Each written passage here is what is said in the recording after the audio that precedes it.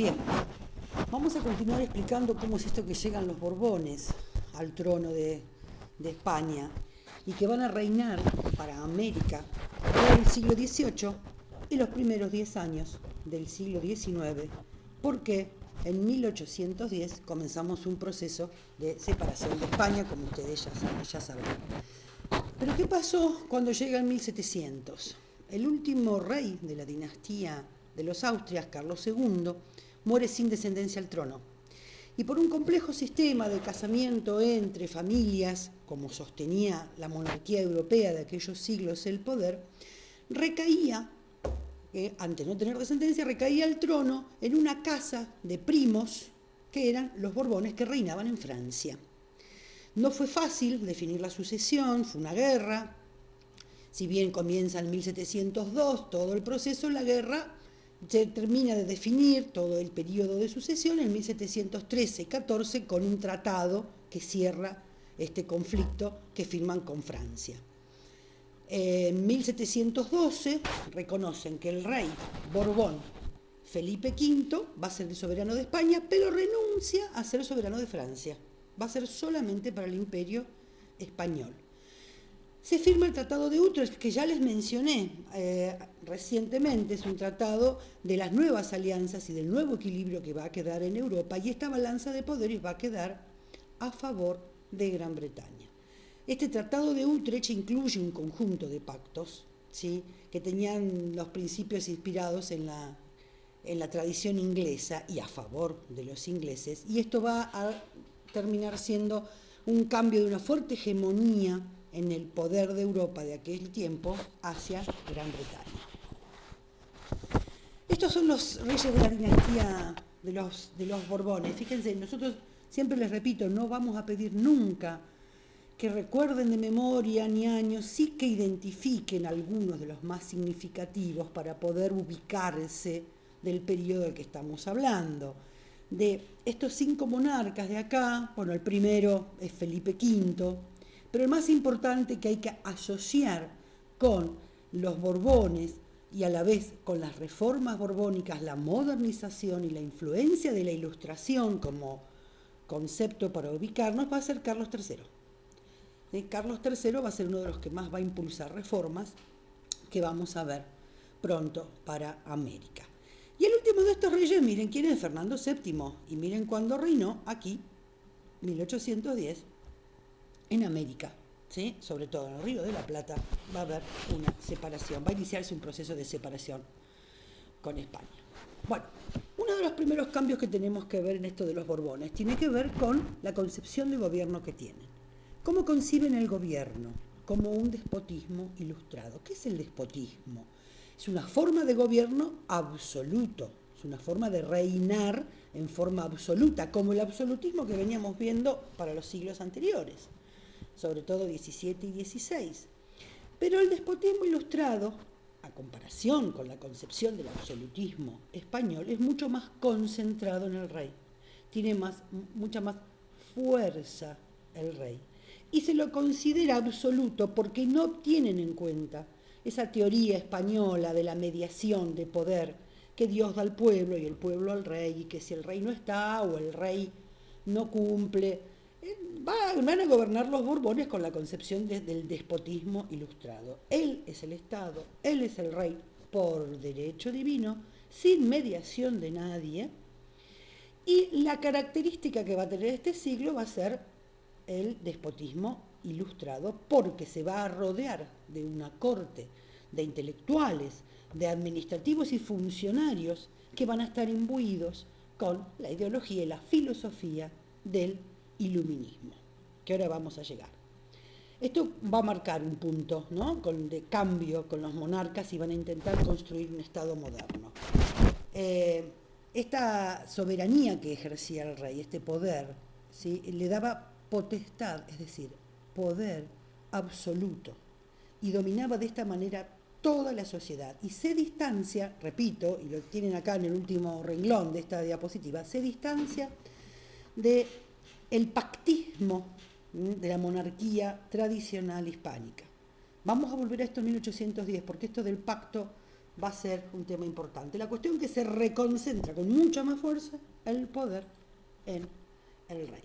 Entonces, la modernización de la monarquía absolutista significó básicamente una preocupación de las élites monárquicas por el bienestar del pueblo. Y acá, imbuidos, influenciados por la Ilustración, la idea de bienestar del pueblo y felicidad comienza a ser muy importante. Pero no lo piensen en los términos benevolentes de amor al pueblo, piensen en los términos de un buen súbdito, de un súbdito que le es fiel al rey, de un súbdito que es productivo y que va a hacer del rey y el reino más, va a llevar más ganancias y más poder.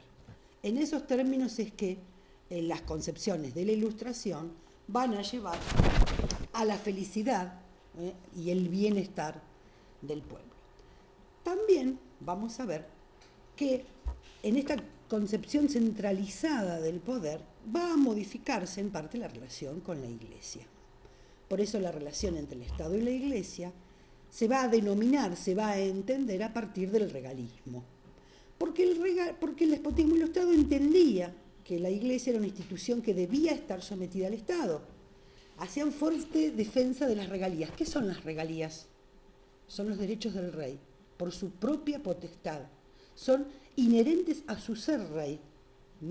Entonces, en defensa de estas regalías de la corona, el monarca procuró el sometimiento de la Iglesia y de los distintos privilegios que la Iglesia tenía. Porque el despotismo ilustrado entendía a la Iglesia como una institución que debía estar de alguna manera sometida al Estado, y en defensa de estas regalías se llevaron a cabo algunas reformas. Pero, ¿qué es entonces el regalismo? Vamos a tratar de definirlo. El regalismo es una institución jurídico-canónica, es decir, es un acuerdo, una norma, ¿sí?, que tiene tanto una base legal del derecho monárquico y una base del derecho de la Iglesia, ¿sí? Ahora, ¿cómo va a ser esto? Cuando se reconcentra el poder en el rey, desde la concepción del despotismo ilustrado, el rey es el quien ejerce las regalías y los derechos por sí mismo. Entonces la administración de la Iglesia, que era lo que le daba el patronato regio que vimos para el periodo de los Austrias, es administrar la Iglesia, ya no lo va a hacer más porque se lo concedía el Papa. No era una concesión del Papa, no le otorgaba poder el Papa al rey, sino que el rey, por derecho propio, va a ser quien administre la Iglesia en América, ¿sí? Entonces, está fundamentado en las doctrinas antipontificias, es decir, reconocen al Papa pero no le dan el poder que le daban, ¿sí?, las otras monarquías. Entonces, el absolutismo en el despotismo ilustrado es mucho más fuerte, es más concentrado. Y el regalismo, que va a definir la relación entre el Estado y la Iglesia, va a ser una reconcentración del patronato, es decir, más fuerza y poder aún en el monarca en relación a la Iglesia, y va a hacer de esta uno de sus brazos más administrativos. Antes de seguir avanzando con la definición que nos permita acercarnos al despotismo ilustrado con un poquito más de argumentos, quiero explicarles que el ejercicio del regalismo en relación a la administración de la Iglesia en América es en realidad igual al del patronato regio. Se ejecuta, se lleva adelante de la misma manera. ¿Esto qué quiere decir? Que el rey sigue teniendo, ¿sí?, el poder de administrar la Iglesia, definiendo quiénes son los obispos, estableciendo las jurisdicciones, cobrando el diezmo, teniendo injerencia en todos los cargos que tengan que ver con recaudar dinero, pero ya no lo va a hacer porque le cedió el Papa el poder de hacerlo, sino que lo va a hacer porque él es rey y tiene el poder en sí mismo de hacerlo. Seguimos con el despotismo ilustrado, ¿no?, como forma de gobierno. El despotismo ilustrado pretende conformar un Estado poderoso, pero necesita hacerlo con una eficacia para encarar reformas que le permitan alcanzar este bienestar de los súbditos. Para ello va a necesitar un poder fuerte, por eso hay que acrecentar el poder monárquico, y este poder va a estar guiado por las luces de la razón. Las luces de la razón asegurarían de esta manera el carácter benefactor del monarca. Pero un Estado así que va a necesitar finanzas prósperas, gran poder naval, militar y un eficiente aparato administrativo. En esto van a empezar a jugar las colonias americanas, porque van a tener que ser las encargadas de cuidar, agrandar o enfrentar o aumentar, quiere decir, las rentas del imperio. Y en relación a la ilustración, ¿no? Hemos definido el despotismo y adjudicamos que el despotismo ilustrado. Recordemos, que algo ya ustedes vieron con la profesora Glenda, ¿qué es la ilustración? La ilustración es el movimiento intelectual, ¿sí?, específico del siglo XVIII, que se va a terminar llamando el siglo de las luces. Este movimiento es el resultado de las transformaciones del pensamiento y del desarrollo del conocimiento que se vino dando fundamentalmente en el siglo XVII, pero es en el siglo XVIII donde cobra cuerpo y se consolida la ilustración. Este movimiento abarcó distintas ramas del conocimiento: la filosofía, las ciencias naturales, la física, la economía, la educación y la política. Estos intelectuales que bregaron por las luces de la razón para acceder al conocimiento como medio se llamaron los filósofos. Tuvo mucha fuerza en Francia y fundamentalmente pusieron en tela de juicio, criticaron, ¿sí?, el conocimiento heredado del pasado. Es decir, todo tenía que ser nuevo, había que comprobarlo, había que acceder al conocimiento por otros medios, por la razón. Rechazaban a la religión como medio del conocimiento, rechazaban el principio de autoridad del conocimiento revelado religioso, se oponían al dogma, su confianza radicaba en la razón, a la que consideraban, ¿sí?, capaz de comprender el sistema del mundo sin necesidad de recurrir a explicaciones teológicas. Si necesitan reforzar estos conceptos o leerlo en relación a otros procesos más amplios de Europa, aquí les dejo las páginas que ustedes tienen, en las cuales están basadas, ¿sí? Los filósofos ilustrados compartían además una confianza básica, un optimismo profundo en dos cosas. En primer lugar, en la capacidad de los hombres por acceder, comprender, ¿sí?, y dominar a la naturaleza. Y en segundo lugar, en el futuro de los hombres, en la capacidad de transformar y de perfeccionar, ¿sí?, alcanzar y la posibilidad de alcanzar la felicidad, este perfeccionamiento de la vida para alcanzar la felicidad. Tuvieron apoyo de muchos monarcas, los filósofos, los monarcas que buscaban dar una base racional a su reinado, ¿sí?, se basaron mucho en los consejos y en las orientaciones políticas que le daban los ilustrados. Así como tuvieron apoyo, tuvieron una fuerte oposición, por supuesto, por parte de la Iglesia Católica, no solo porque el iluminismo rompía con la concepción jerárquica del universo, ¿sí?, el principio de autoridad de Dios y la Iglesia por sobre todas las cosas, ¿bien?, y a la vez implicaba este pensamiento ilustrado romper con todo eso, pero tenía, para enojo también de la Iglesia, un fuerte carácter antirreligioso, ¿sí?, antiinstitucional contra la Iglesia Católica. Entonces, resumiendo, el nombre del iluminismo proviene del objetivo de utilizar las luces de la razón para liberar a la humanidad de las tinieblas de la ignorancia. Es una metáfora, ¿sí?, la metáfora que la luz ilumina. Por eso, cerrando aquí esta idea, es que el siglo XVIII se lo denominó el siglo de las luces. Bien, ¿en qué influyó la Ilustración? Inyectó un espíritu modernizador, y comenzó a dar una idea de la necesidad de separar los ámbitos, de separar el ámbito privado del público. Es lo que se llama un proceso de secularización de la vida en general.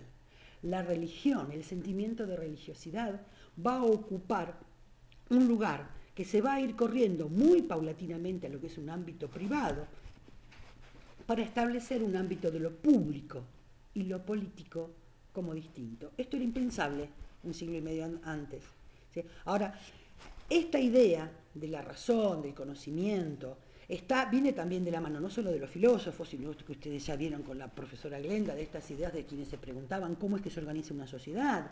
¿Sí? Este es el siglo XVIII, pero ya otros, desde la modernidad, desde el siglo XV, XVI, Maquiavelo, Hobbes, Locke, Rousseau, ya habían discutido, ¿sí?, cómo los hombres se organizan en la sociedad y cómo es una decisión racional, voluntaria.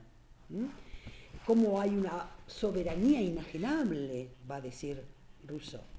¿Cuáles son otras de las influencias que va a mostrar el iluminismo? La diversidad y la diversificación económica productiva.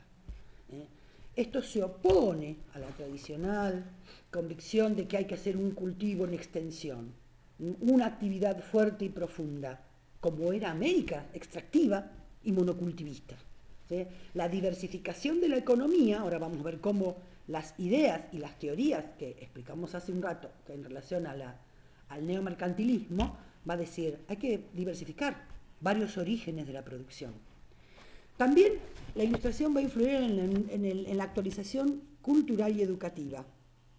El principal propósito es instruir una clase dirigente ampliada por su número y por la incorporación de nuevos sectores y, en cierto modo, modificada cualitativamente. ¿Cuáles sectores se imaginarán que va a estar fuertemente interesado en incluirse en los espacios de poder?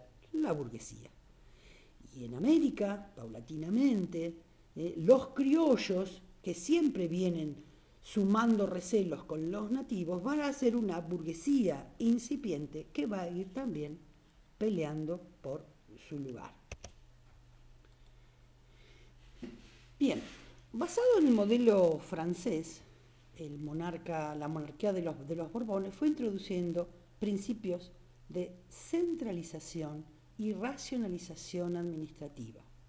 Vamos a ver cuando lleguemos a las reformas borbónicas cómo va a haber estrategias que van a permitir la centralización del poder, la racionalización administrativa a través, entre otras cuestiones, de centralizar y hacer más chicos los territorios para poder controlarlos mejor. Entonces podemos ir advirtiendo, estos lo van a ir leyendo con el texto de Chiaramonte, que esta introducción de nuevas ideas, ¿sí?, va a ir generando en América algunos cambios, pero sin dejar de vista que esto ocurre con extrema moderación, porque no hay que olvidarse de quién era España y cómo había gobernado sus territorios, que fundamentalmente había sido reinados extremadamente católicos y bajo el signo contrarreformista. Entonces los aires de renovación van a entrar de forma moderada. Pero a pesar de eso, ¿sí?, se generaron espacios nuevos de difusión de estas nuevas ideas, como por ejemplo van a ser la Sociedad Amigos del País, ¿sí?, esa sociedad que luego se va a replicar en América a copia, a imagen de cómo fueron en España. Eran sociedades políticas, ¿sí?, de discusión, de difusión, así como los cafés y las tertulias sociales. Pero particularmente las sociedades políticas fueron círculos culturales, como si fueran organismos no estatales de difusión de la cultura, del desarrollo, buscaban qué ideas había, qué medidas podían mejorar la vida de las sociedades, impulsaban la agricultura, el comercio, la industria, traducían obras filosóficas y fundamentalmente aquellas que referían a la fisiocracia y al liberalismo económico. Van a difundir fundamentalmente todas las ideas que van a intentar destrabar el comercio, liberar las fuerzas burguesas, constituyeron un espacio de sociabilidad característico, ¿sí?, de la Ilustración hispánica y por ende también van a llegar acá a América. Difundieron también experiencias técnicas, políticas, apoyaban la tolerancia religiosa y consideraban que la educación era la mejor herramienta, la más idónea para superar todas las inadecuaciones que se veían en esa sociedad, porque a través de la educación venía no solamente la ampliación de la economía, sino una mejora de las relaciones sociales. Entonces, con todas las reservas del caso por tratarse de España, la Ilustración contribuyó a socavar el rígido tradicionalismo, ¿sí?, antiguo, anterior, español, y para ello la educación iba a ser una herramienta clave. ¿Qué discutían en esos espacios? ¿Sí? ¿Qué querían fundamentalmente? En estos espacios se discutía, por ejemplo, sobre qué condiciones habían sido las que habían originado la decadencia del reino. Se discutía la necesidad de implementar reformas para solucionar esto. Había una fuerte preocupación por el progreso, por un lado, y por la confianza en la educación como fundamento de la felicidad pública, por el otro. De esta manera, la cultura era entendida como un saber práctico, tenía una utilidad, ¿sí?, y se oponía, de esta manera, a la enseñanza tradicional teórica, ¿sí? ¿Qué objetivo se le asignaba a la cultura desde la Ilustración? Por un lado, aumentar los recursos y las técnicas, contribuyendo a la prosperidad social, difundir conocimientos prácticos que tuvieran en cuenta la utilidad pública y el progreso de la región. El soberano debía ajustar, ¿sí?, estas nuevas ideas a la realidad española y difundiendo la cultura, originarían la felicidad de un pueblo, a la vez que alejaría la posibilidad de revoluciones y revueltas. Entonces las ideas de la Ilustración española intentaron liberar el desarrollo de las fuerzas burguesas, promover la difusión de las nuevas ideas filosóficas, compatibles, las que fueran, compatibles con el arraigado catolicismo de su pueblo. Esta Ilustración afirmó el regalismo e intentó, sin abandonar la defensa de la fe, modificar la vida religiosa de la Iglesia española.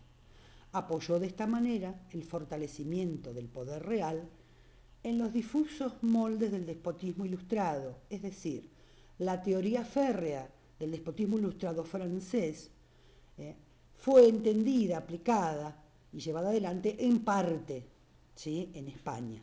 Pero esa fue la orientación más importante dada. Porque España, si se había basado tantos siglos, había basado su grandeza en la tradición, el espíritu de la conquista y la religión, se encontraba, iniciado el siglo XVIII, en una fuerte desventaja en Europa y había tenido que firmar, entre otras cosas, tratados muy desfavorables. Entonces tenía que hacer un serio esfuerzo por modernizar su viejo imperio que se basaba en la riqueza de los metales preciosos, la gloria militar, la evangelización y demás. Tenía que adoptar un enfoque racional de la administración, de la colonización, y para ello se apoyó en la búsqueda de la riqueza a través del comercio, un comercio más liberado, mucho más flexibilizado. Recuerden las medidas que vimos, la apertura de los puertos, la entrada de nuevos productos, y a la vez con el cultivo de la tierra, para la cual la educación va a ser una herramienta fundamental. Bueno, ya se los presenté algunos, pero estos van a ser algunos de los reformadores españoles que fueron ministros de Carlos III, ¿sí? Jovellanos. Miren la afirmación que dice: una nación que se ilustra puede hacer grandes reformas sin sangre. Esta es la otra fórmula de la felicidad, evitando las revoluciones. Campomanes decía: todas las naciones creen que la riqueza por medio del comercio, navegación e industria es el único manantial de felicidad humana. Hay que desarrollar entonces este comercio y esta industria. Y esto es importante porque para este siglo España va a considerar a sus posesiones en América como colonias, ¿sí? Y estas colonias iban a estar en función, como periféricas del centro, ¿sí?, iban a tener que servir a los intereses comerciales de la metrópolis. Esto significaba mayores dificultades para los criollos, que iban a tener más problemas para acceder a los cargos. Y los peninsulares, por contraposición, iban a exacerbar cada vez más, ¿sí?, la manera de mantener sus privilegios. Y esto no trajo pocos conflictos, que van a ser uno de los motivos que va a abonar las circunstancias que nos generaron mayo de 1810. Pero ahora seguimos con las reformas borbónicas.